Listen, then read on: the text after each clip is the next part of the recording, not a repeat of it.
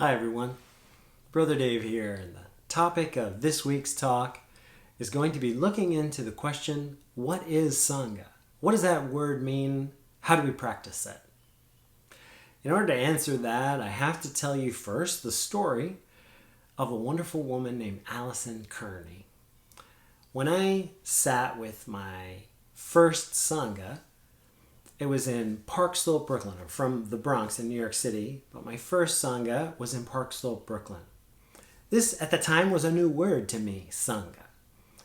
It means a lot of things. It means spiritual friendship. It means community of practice. I like to translate it now as simply family. Sangha is family. And in the Zen master Thich Han's tradition, and my teacher's tradition, we just call him Tai, which means teacher. In Tai's tradition, he's very clear. You cannot practice by yourself. You have to practice with a Sangha, with a family. You have to practice family style. Being an American, I was resistant to this. I was a rugged individualist. Meditation was something I did alone, for myself. I could go to the monastery every once in a while for a stronger transmission or for a little more teaching. I didn't need to sit with this group. But every time I went to the monastery, it was stressed. No, you have to sit with your local Sangha as well. This is not enough. My local Sangha at the time, my original or root Sangha, is the Rock Blossom Sangha in Park Slope, Brooklyn. They are still holding it down. I want to say more than 20 years. They meet on Sundays from 6:30 to 8:30 p.m. I didn't go every Sunday. I was the new guy and I was still kind of checking things out. I didn't really have a Buddhist background. I was a yogi who just got super into reading Thich Han's books and then went to the monastery and then was sent to this Sangha, to this family. So I was sort of, feeling awkward and in a room full of strangers. I'm a Latino man and I was probably in my early 30s. And this was largely a group of elders who were Caucasian. So even there, I was like, I don't know if I belong here. I don't know if I fit in. But I kept going because the energy felt pretty good and the teachings were solid. And now we get to Allison Kearney. So when I started sitting with the Rock Blossom Sangha, there was a woman there every time I was there. And I was there, anywhere from 1 to 3 times a month at random, so I can just assume that she was there every time. Allison Kearney. She was in her early 40s, and she was dying of brain cancer. Towards the end of that 2-hour period, we would always have a practice of sharing. And in the most simple way to explain it, imagine a group of people just sharing as I am now to everyone there without any conversation, feedback, dialogue. And at the end of Sangha, we would have a chunk of time for this kind of sharing and deep listening. And Allison was always the first person to bow in. She always shared. And she went there.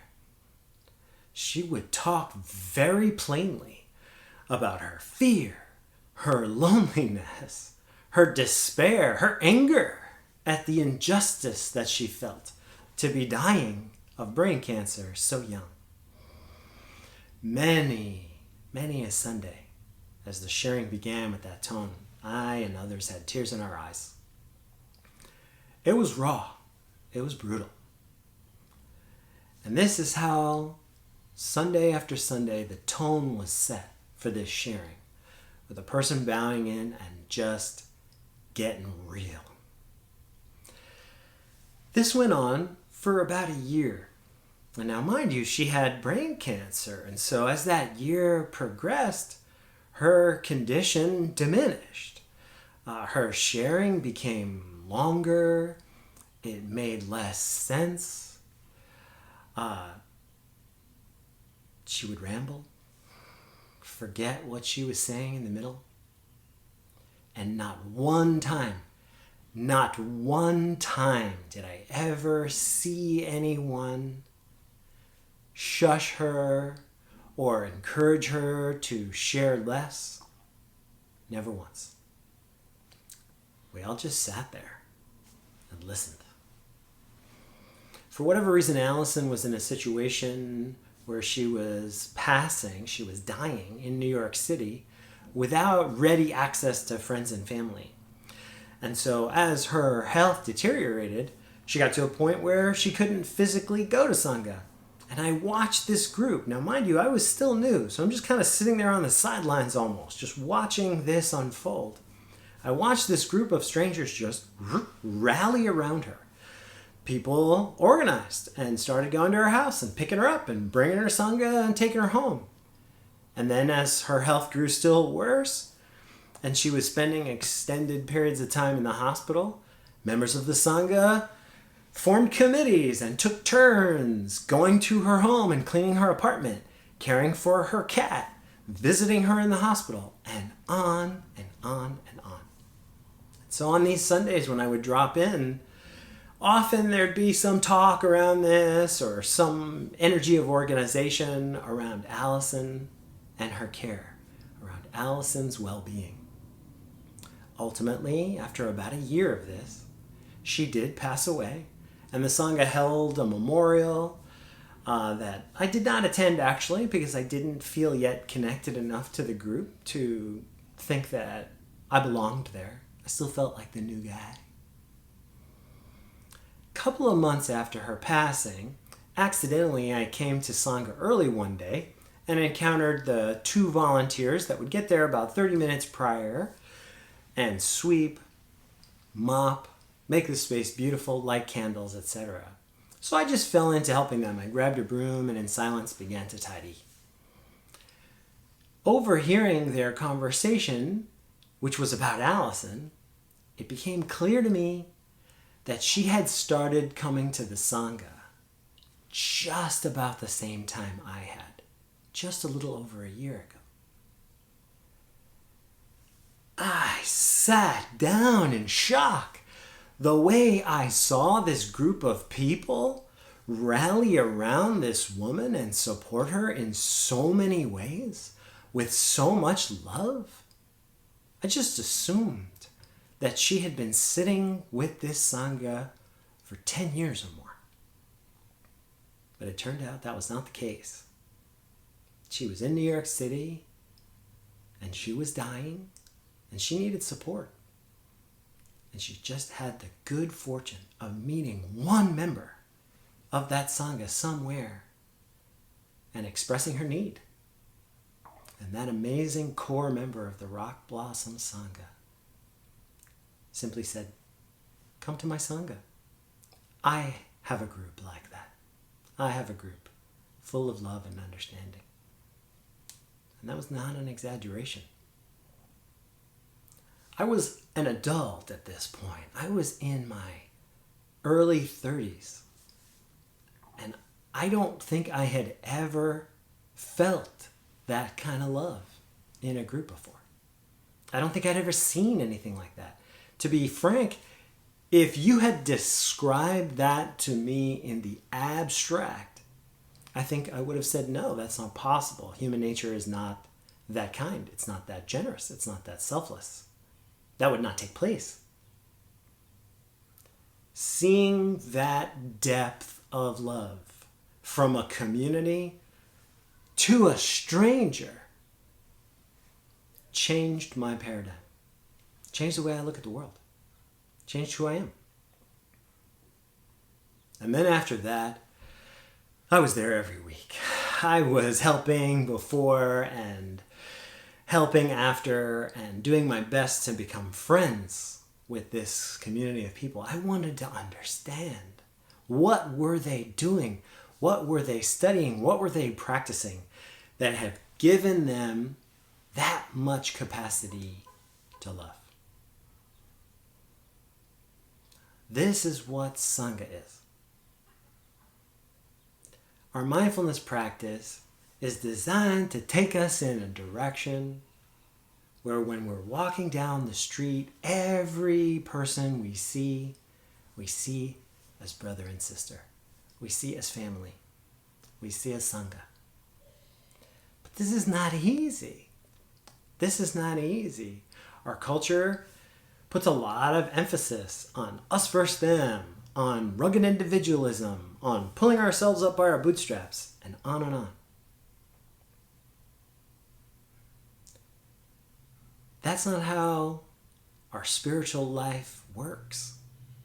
As Thich Nhat likes to say, happiness is not an individual matter. We are not these individual operators moving all over the place, but rather we can look at ourselves as cells in the Sangha body. We are cells in this collective thing we co-create that is the body of Mother Earth. Practicing in Sangha, practicing in family, practicing family style is designed to help us get there, to help us to get to that perspective of interbeing, of interconnectedness, of interdependent co-arising.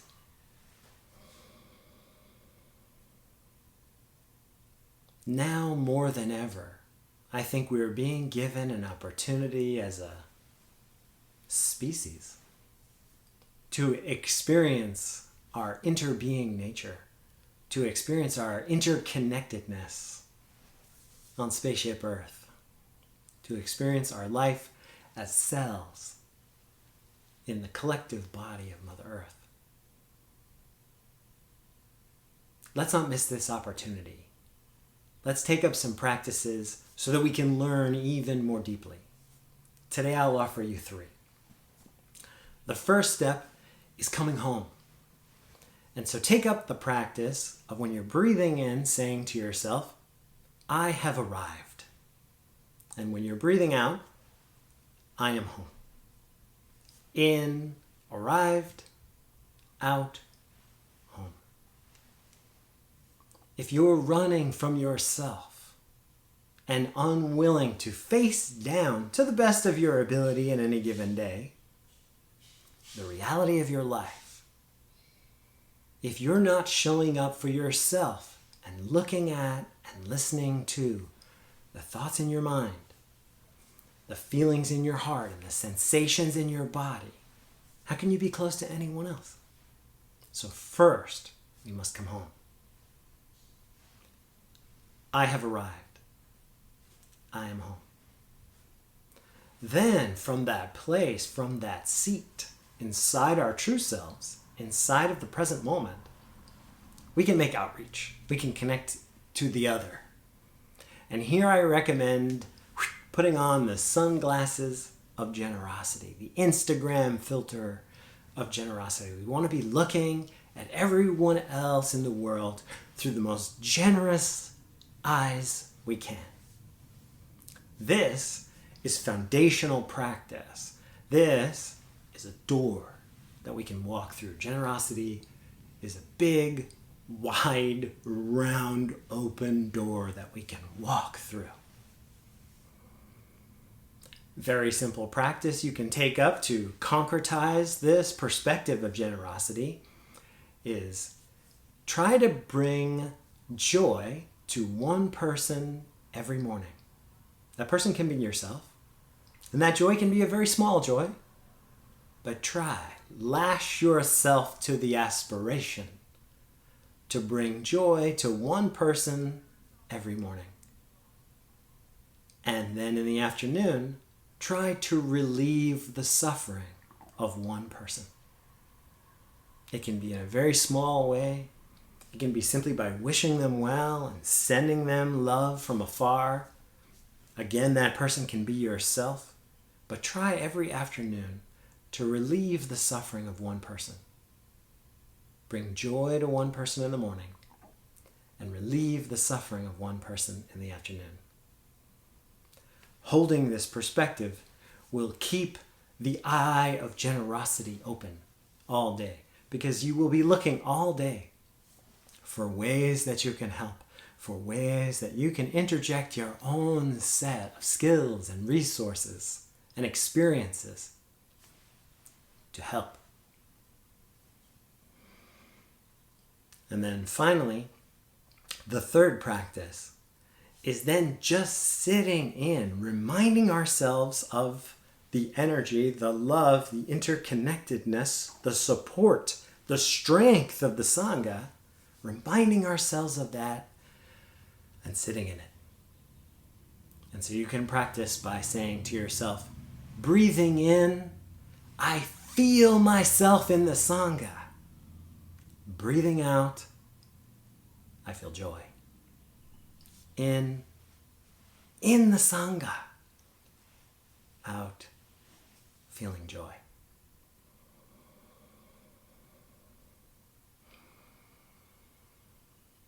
Now more than ever, my friends. Now more than ever. If you enjoyed this talk and you want to hear more, click subscribe and the bell icon so you'll get an alert. I give them every Friday here on YouTube. I also give a shorter talk every day on Facebook and on Instagram. Links below. We got this.